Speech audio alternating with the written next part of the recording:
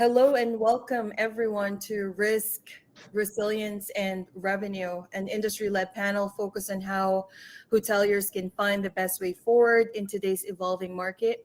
This is super timely because the busy months, the busy season is here, right? Like whether you call it peak month, summer rush, or simply just crunch time, there's no better way to prepare than with data at our fingertips, right? And just for introduction, my name is Michelle Viador. I'm the market development manager here at SiteMinder. I'm based here in Edmonton, Alberta. I've had the pleasure of being with SiteMinder for the past 9 years, working closely with the independent properties and small to mid-sized groups across US, Canada, and Caribbean markets. And I'm very excited to be joined once more by one of our industry experts for this webinar who will be sharing his insights and his experience to help guide this conversation. So Josh, take it away. Great. Nice. Good to see you again, Michelle, and looking forward to having a great conversation with everybody on the line. I've only been at Codbeds for 9 months, but I've got nearly 30 years in hospitality, about a decade on the operations side, and 10 years, almost 20 years in the technology side of things. Currently, I am the head of market development for Cloudbeds. Perfect. Thank you. So on to our next slide here. Our world, and by extension, the hospitality landscape, is experiencing a significant transformation, right? So as the industry adapts to economic changes, shifting travel patterns, and evolving guest expectations, many hotels are being pushed to reimagine their strategies. So for today's session, we aim to provide clarity and also encourage forward-thinking approaches as we navigate both the challenges and also the opportunities ahead. So just to set your expectations in the audience, our conversation is going to be very data-driven today, and it will be broken into three parts. Number one is risk, where we will examine evolving travel demand, rate dynamics, and of course, how this could be a risk for hotels in 2025. Part two will be where we will discuss resilience. We will analyze shifting guest behaviors, strategic adaptations, and how this could be an opportunity for hotels in 2025.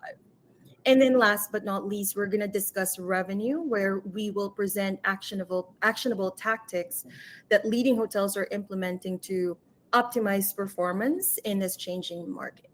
So let's get right into it. So for part one here, it's the risk mapping shifts in hotel demand.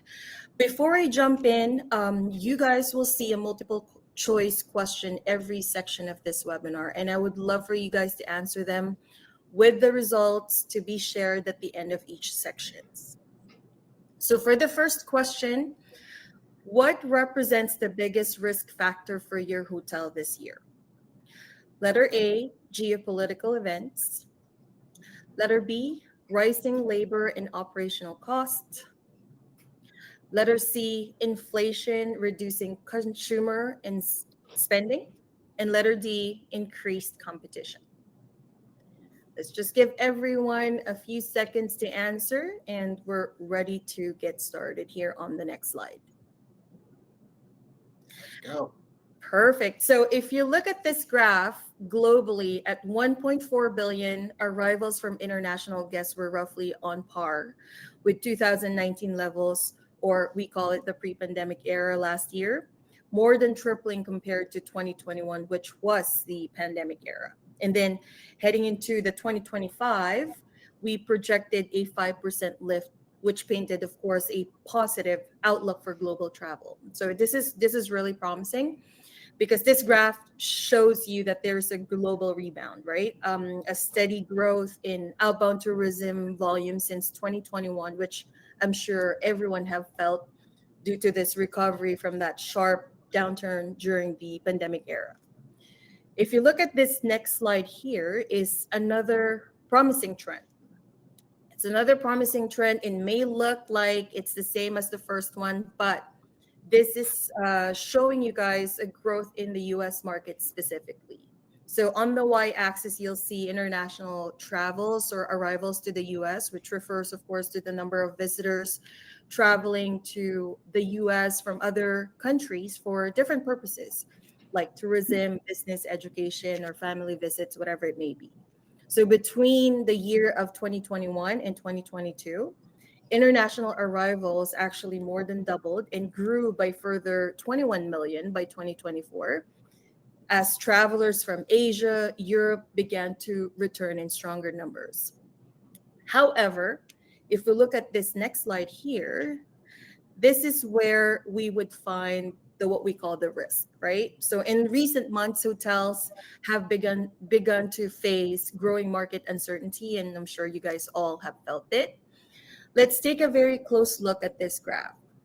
This graph compares hotel bookings for June to August, which are the summer months of 2025, against the same period in 2024 across various countries. So y-axis represents, like the vertical one, represents the percentage change in hotel bookings year over year. And when I say year over year, it's just basically 24 and 25 for each country or region. And then on the x-axis, you'll see there different countries or regions being analyzed, including Canada, France, Italy, and of course the US.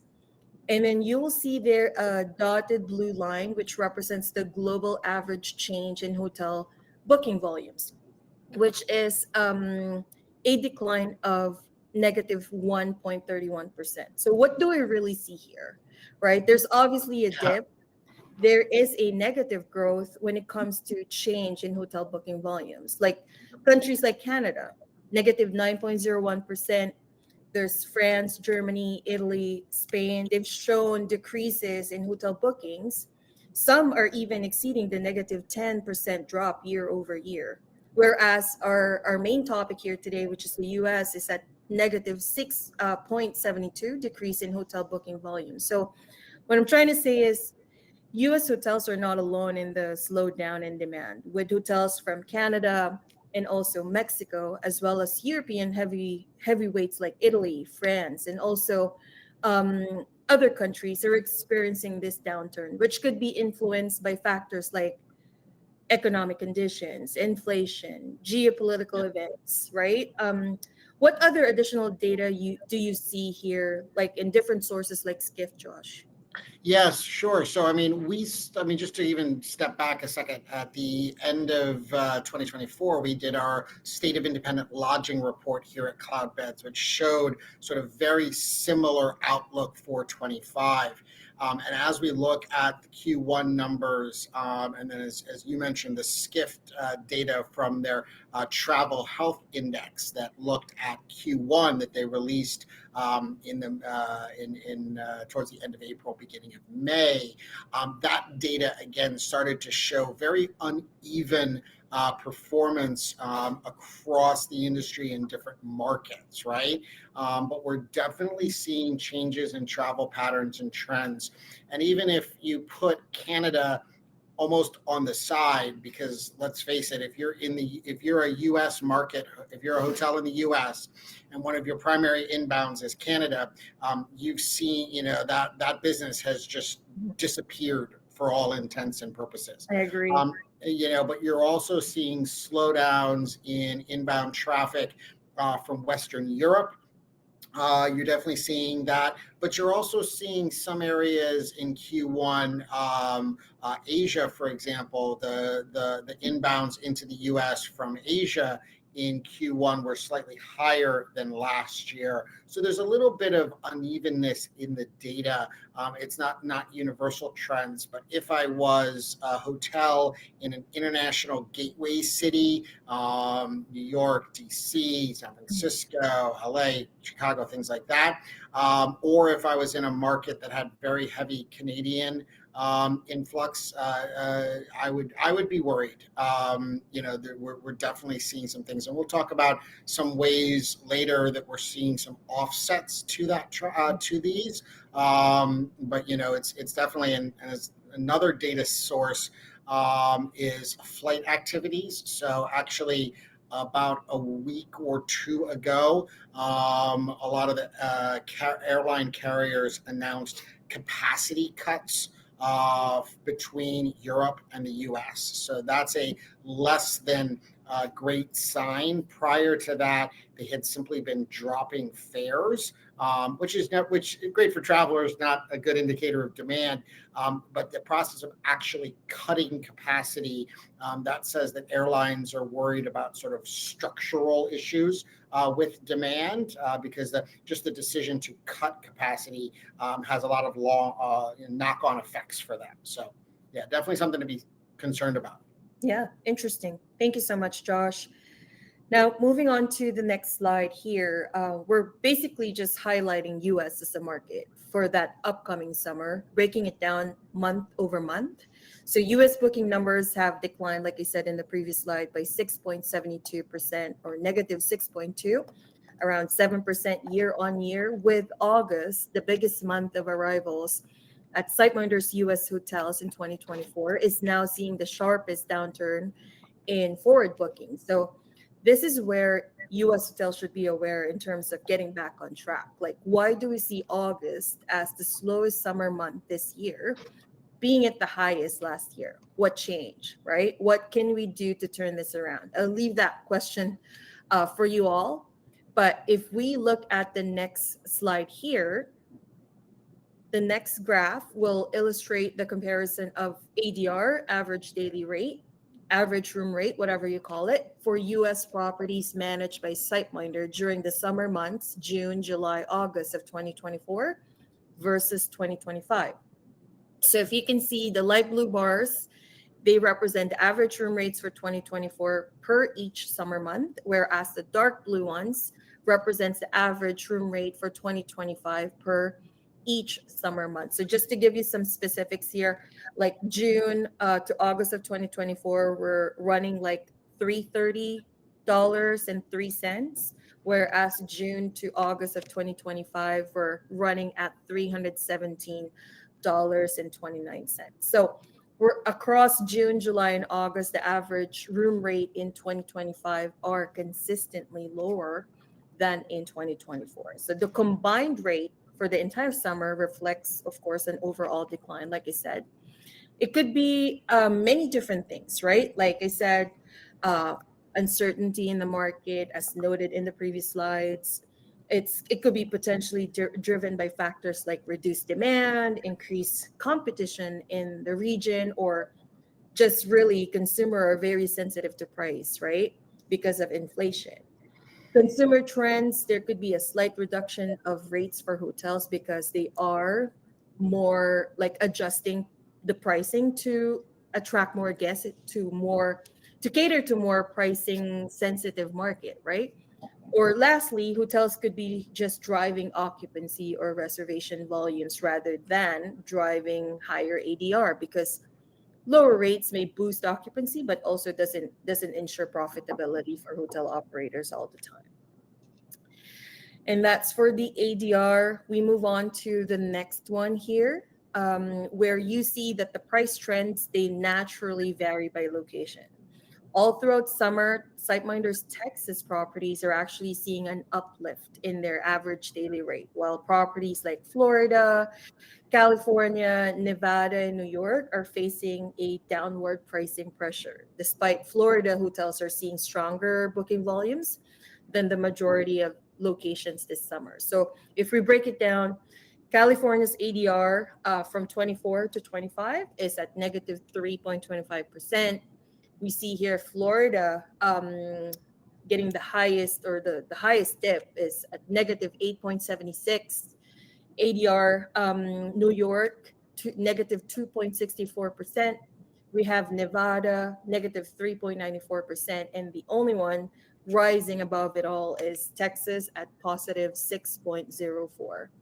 So my like insights here would be like Texas hotels may be really benefiting from a hotel increased domestic travel, I would say, or like stronger local economy, or just basically just events. Or it could be that Texas hotels use like strategic pricing adjustments to capitalize on demand. whereas the challenges in other states like Florida might be due to like seasonal factors, economic pressures, and just really changes in travel patterns of guests. Whereas Nevada, likely driven by Las Vegas and New York, could be facing increased competition or a slower recovery in tourism. What can you say about this, Josh? Well, I mean, I think this sort of reinforces the prior point, right? Destination city, gateway cities that rely on international travel are going to be under more pressure. But one of the things that worries me, and again, it's always helpful sometimes to step back and look at historically, right?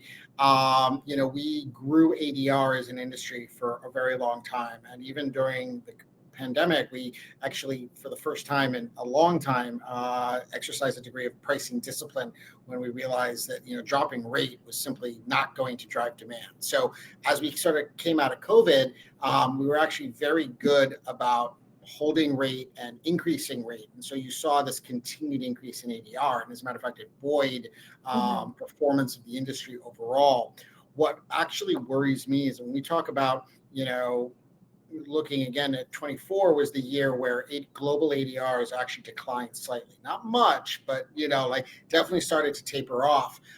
But when you throw in inflation, which is globally 5.4% last year, that real ADR is even steeper, right? And so when we look forward into 25, we're seeing headline inflation forecasted to drop slightly, but inflation is still going to be greater than rate ADR, any sort of ADR increases. So if you look at markets where you've got ADR decreases, you're getting doubly hammered. So you're making less, with your ADR, and you're paying more. And so again, to reference back to that SCIF data through Q1, they saw very similar trends, a little bit of a bifurcation though. Luxury sectors continue to do reasonably well from an ADR perspective, right? If you're willing to spend $800, $1,000 a night for a hotel room, you're in this economy, you're still doing okay. And the economy segment or limited service actually is forecasted to probably be okay. What I think we're going to see going through the remainder of this year is that mid-scale segment is what's going to get squeezed the most, as people who would stay mid-scale, drop down a tier. And so you're going to see some more of that pressure, some of that coming into economy segment overall. So. Yeah, which is interesting because if we actually tie this back to the multiple question that we have at the onset of part one, majority actually says that inflation, which is letter C, has the most number of votes. Inflation reducing consumer spending is actually their number one risk for this year. So, when inflation rises, it's automatic. Consumers often cut spending as well, including travel or like leisure activities. So this can lead to fewer bookings, shorter stays, reduced spending on like ancillary revenue in the property, such as their spa, their dining, events, and whatever it may be. So this is the number one thing that a lot of our people here in this webinar actually thought would be their number one risk for 2025. Awesome. So we are done with the first part. We're moving on to the second part, resilience, adapting to changing guest behaviors. And this is another time for multiple question for you guys. Question is, which shift in traveler behavior requires the most urgent adaptation? Letter A, guests staying domestically. Letter B, shorter booking lead times and stay lengths. Letter C, international travelers changing destinations. And letter D, growing demand for experiential packages. Let's give everyone a few seconds to answer that. And then we're moving on to the next slide. Perfect. I think. Okay, perfect. So, moving on to the next slide here, the US market has always relied heavily upon local travelers. However, at the start of 2025, this trend has accelerated. So, as you can see, the light blue one is the international travelers for 2024, whereas the light purple are the international travelers for 2024. Dark blue will be the international travelers for 2025, and then dark purple is the international travelers for 2025. So, in the first 3 months of the year, domestic arrivals, actually, as a percentage of all check-ins, were up, especially in February and in March. It's a trend that moderated in April. Do you hear a lot of international travelers getting redirected to the US, Josh? Yeah, I mean, I definitely am hearing and seeing, decreases in international travelers Mhm. into the U.S. We're, and seeing that as well. One of the things that, I'm also hearing a little bit, talking to some folks, is that um, because of currency valuations and change, the U.S. dollar is weaker than it was last year. So for a U.S. family, let's say to go to Europe this summer, would cost anywhere from 10 to 15% more than it did last summer. And so we saw a lot of travel outside of the U.S. the last couple of years, the last bits of revenge travel, right? 22, 23, 24 was kind of the year where revenge travel died down a bit. So it's just more expensive. And so we do think that we could see some of those folks shifting their travel plans, instead of spending more or being forced to spend more outside the U.S. Actually, just choosing to stay domestically. Yeah, agree. So, with that being said, on to the next slide here. Despite the domestic bookings rising as a percentage of all check-ins, they have declined overall. However, coinciding with the downturn in bookings from Mexico and a significant reduction in forward bookings from Canada. Again, from Canada. Again, if you analyze this graph, the y-axis, the vertical one, represents the percent change of domestic booking volumes in the summer months, again, from June to August of 2024, compared to the same months of 2025. And a reminder that this is purely data sampled from the SiteMinder US properties. So if you break it down, Mexico is at negative 7.37%, US is at negative 8.90%, and then Canada, interestingly, at negative 46.04%. So if you look at the next slide here, on a positive note, despite all of those negative downturn, despite all of the market uncertainty, we saw that the booking window for summer bookings that are made in April remained on par with 2024's booking window. So in 2024, as you can see, there's still 81.78 days in advance that they book versus 2025 where people book 80.44 days. So it's kind of close. This means that despite this slowdown in volumes, travelers are still planning their trips with the same advanced time frame, right? Indicating their confidence in their travel decisions and suggesting that while they may be more selective about their destinations, they're not really exhibiting last minute booking behavior typically associated with, hesitancy in travel. Do you see the same in your market, Josh? We're seeing a little bit different. I mean, I think that one of the things to keep in mind is that the booking window shrunk post-COVID Mhm. dramatically, right?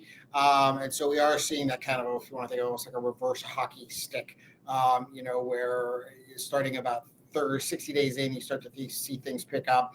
30 days, really ticks up, and then about 10 days out is where you really see the fast pickup. And so we're seeing a continuation of those trends. I think summer, because it's so leisure heavy, people do tend to be a little bit more long-term planning, right, oriented.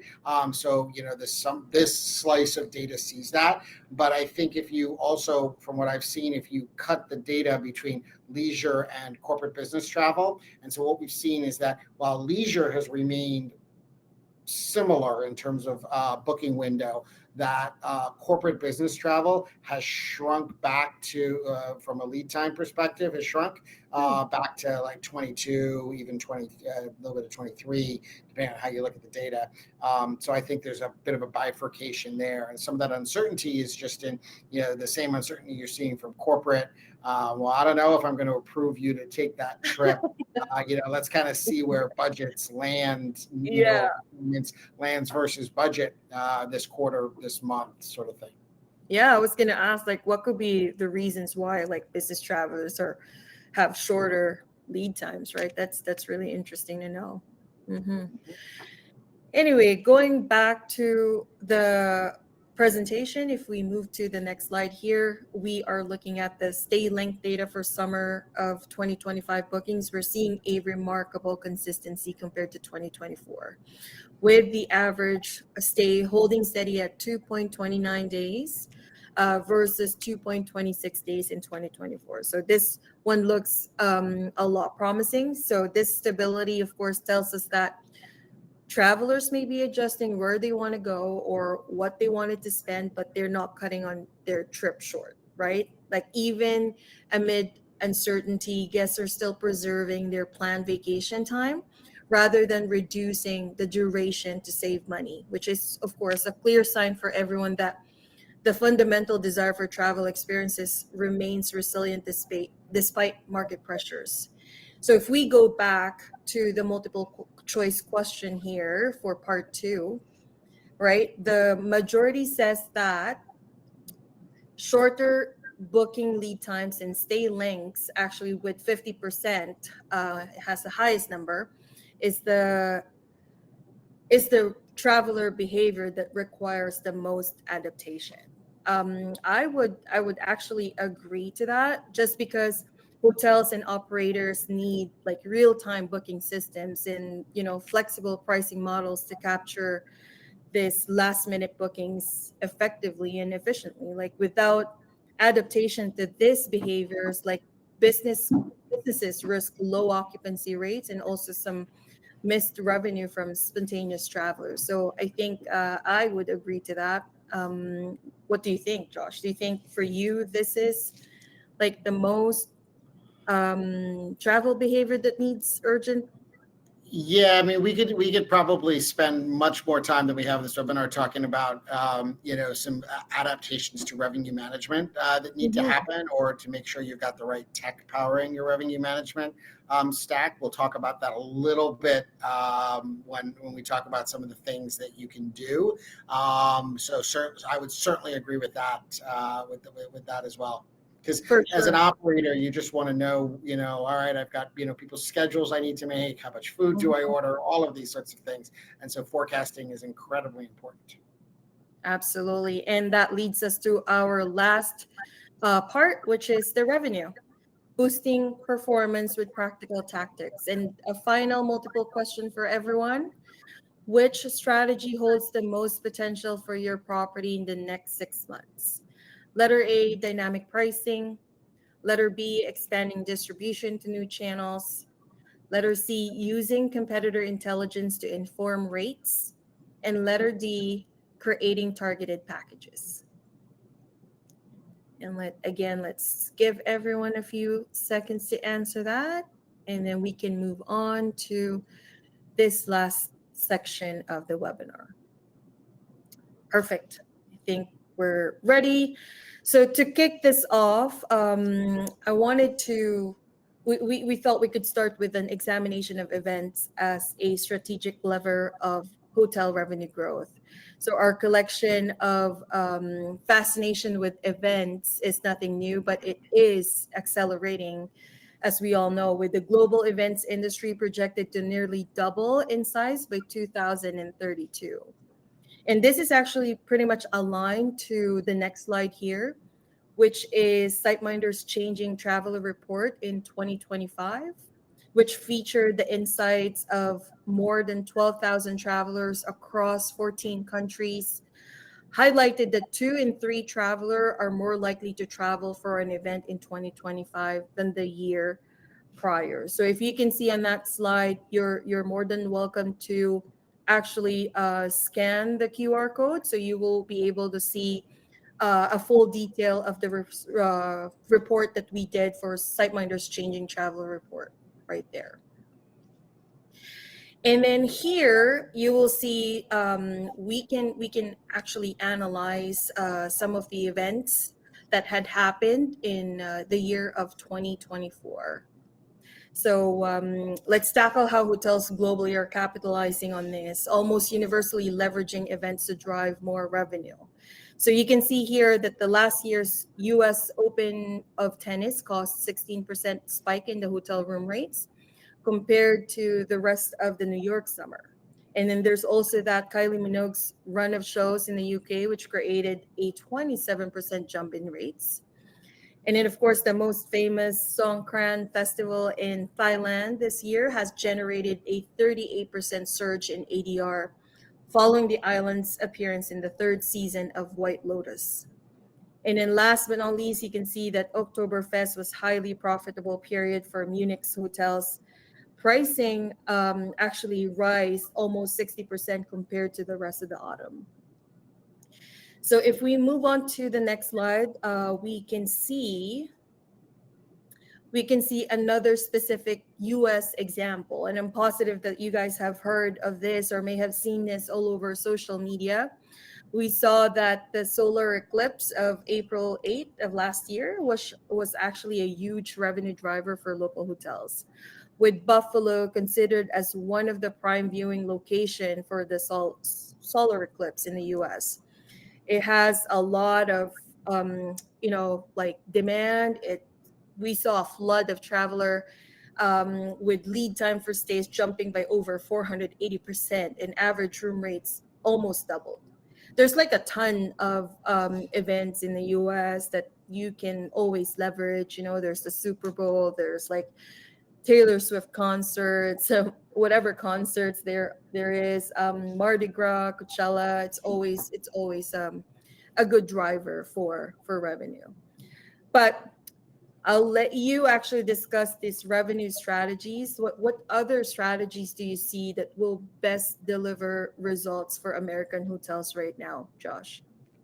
Yeah, so I mean, a couple of things. If we look at the next slide here, we can see, it's my belief that the era of AI-driven operations is here, right? And I know some of you are probably getting ready to hit leave because you're like, oh gosh, we're going to talk about AI even some more. But here's the thing. AI is not a hype cycle, right? I've seen hype cycles. I'm old enough to remember Facebook booking engines when all of our reservations were going to come from Facebook, or, the CRSs were going to be built on blockchain, and, all of our hotels were going to make tons of money selling NFTs, right? Those were hype cycles. Those were garbage. AI is different, right? Those hype cycles were fresh coats of paint on the same old cars, if you want to think of it that way. AI is about replacing the entire engine and the transmission. And the reason why I'm excited is that we've spent a lot of time talking about AI the last year and a half, and we're mostly been talking about what's called generative AI, which is the creative side of AI. Take these really large data sets and use AI to these LLMs to create new content around that, right? But the type of AI that's coming down the pike, when you talk about agentic AI, which is actually doing things, having AI actually take actions. So in case it's not clear that I'm a bit of a car guy, if you think of like a self-driving car, right? You don't like reprompt a car. No. You need to take the right hand turn. Like it just needs to know what to do. So that sort of AI, that's agentic. Causal AI is all about establishing cause and effect relationships, and that ties into very heavily. We're going to talk about forecasting and things like that. And in the last poll, the folks on the call said dynamic pricing was, the strategy that held the most potential. So that's part of that. And then multimodal is just different types of AI all working together. So think, video plus audio, different things like that. So if we move over to the next slide, you'll see 3 areas that hotels can take advantage of right away. One of these is automated reporting. So if you're still working with a BI tool or reporting platform where you have to manually compile data, or God forbid you're still in Excel, you're taking a lot of time. And let's face it, one of the first questions people talked about, increased labor costs, and we all have less time, right? So there are a lot of tools that you can use out there in the BI space that can generate reports very quickly, so often using natural language queries. The next one, we talk about enhanced reservation handling. That's something that Cloudbeds is working on with our Engage platform. So this is where we talk about agentic AI. And so this takes the idea of a voice concierge and takes it several steps down the road, because by actually training agentic AI on PMS or CRS data, you can have these AIs actually do things like take bookings and complete those transactions, right? And so that's going to be the kind of thing that is going to, if you work at a front desk or you're involved in overseeing a front desk, you've got fewer people on the desk, and they're putting guests on hold because guests are walking up, and guests that are standing in front of you or having to pause to get put on hold. AI can take a lot of that off. And then lastly, we talk about more accurate forecasting. Well, with causal AI, you can understand those true cause and effect relationships between your revenue strategies, guest booking decisions, and how marketing actions influence them. So actually moving beyond revenue management and marketing and into a world of revenue marketing. And that's something that we've made available to the industry with our Signals revenue tool, which is available right now. And another thing, again, if we look at the next slide, when we talk about this, is the idea that search is no longer what it used to be, right? And so for the past couple of decades, hotel discovery has been searched by keyword-driven search engines and OTA-dominated distribution. But that era could be ending, right? Gartner says that by 2028, organic search traffic will decrease by 50% or more as consumers embrace something more personalized, contextual, action-oriented, right? Generative AI search. And I'm sure some of you guys are seeing this in your own search behavior, but travelers don't want to dig through endless search results, right? They expect instant recommendations that are personalized and tailored towards their needs, right? So we've moved from this world where travelers are saying hotels in Paris or hotels in, the design district of Miami, right? And when they're asking, where should I stay in Paris for a romantic weekend near the Eiffel Tower from, July 7th through 10th, right? And, moving to one where AI is not only answer the question, but will then book the hotel on their behalf. That's what agentic AI can do, right? And that's known as agentic search. So instead of just showing users a long list of results, the AI assistants will complete the tasks from end to end. So we think about this, if we go back to, 15, 20 years when hotels lost the search battle to the OTAs, right? We could be facing losing the next search battle to the OTAs as well. Once again, even though we know we shouldn't, there's a decent chance we're going to. So what can you do to address this, I think, is probably the more important question. If you go to the next slide, we'll see some tactics that hotels can use. So first of all, start with SEO basics. I know it sounds crazy, but a lot of hotels still aren't paying attention here, right? Website speed, mobile optimization, local SEO, geo-targeted data, structured data with schema markup. I know this is a bunch of tech stuff I'm throwing at you, but when you think about it, the LLMs don't care about your brand. They don't care about the story of your hotel. They care about easy access to data they can understand.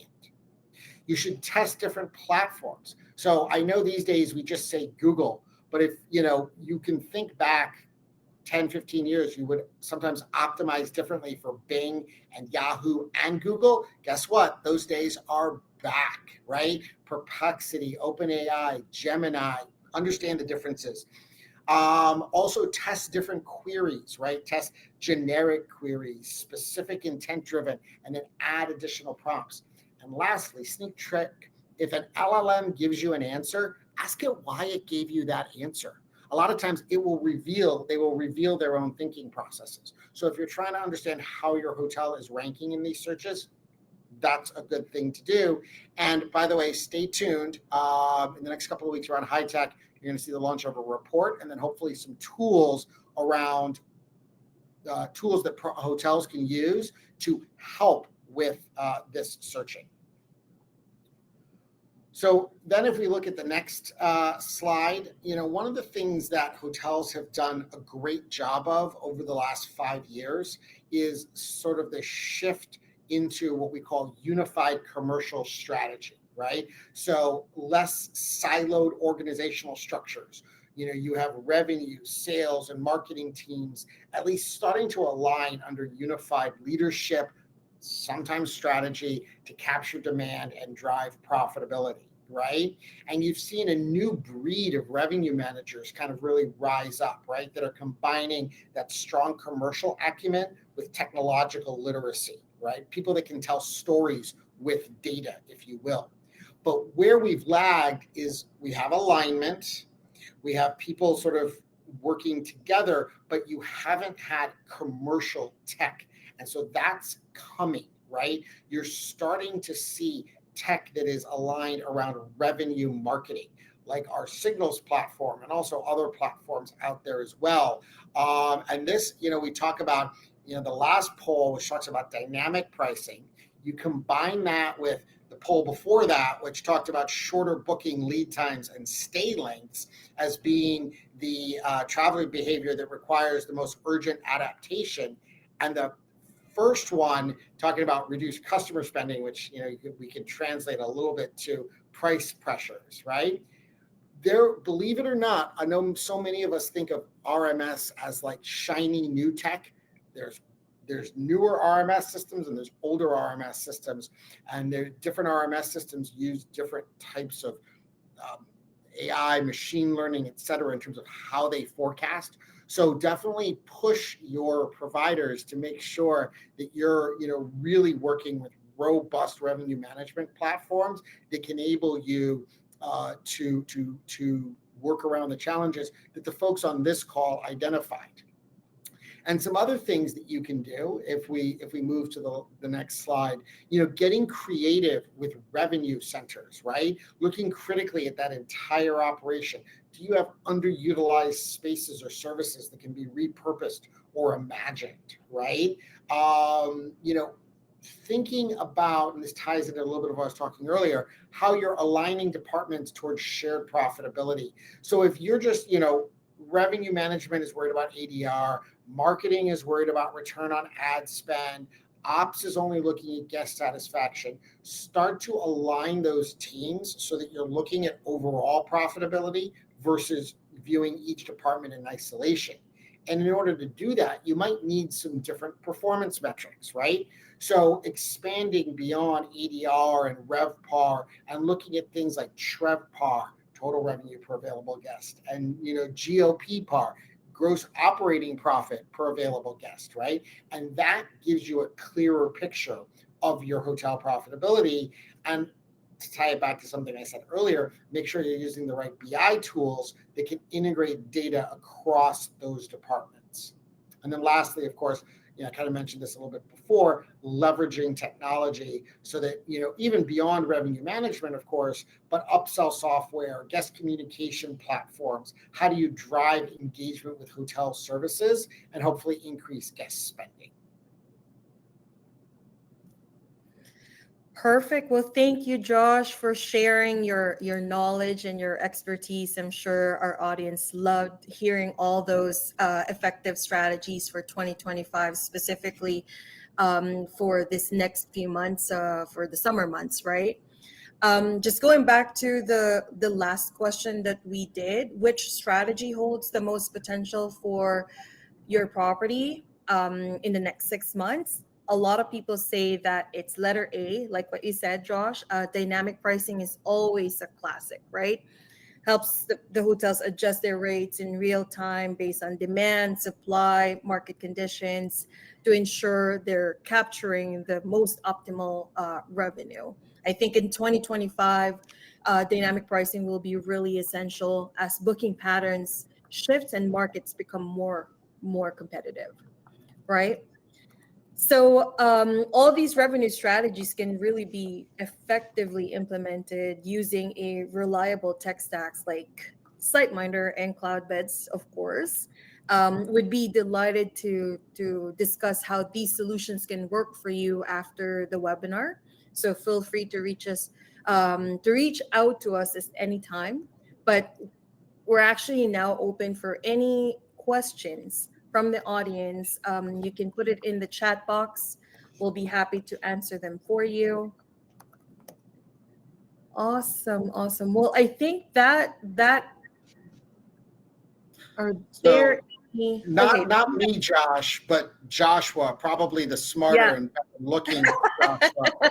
yeah. So we have a question Any there. AI platforms or companies that I can recommend. So let me just get in here. So the first thing is be aware that there's a lot of companies out there that are engaging in what's called AI washing, right?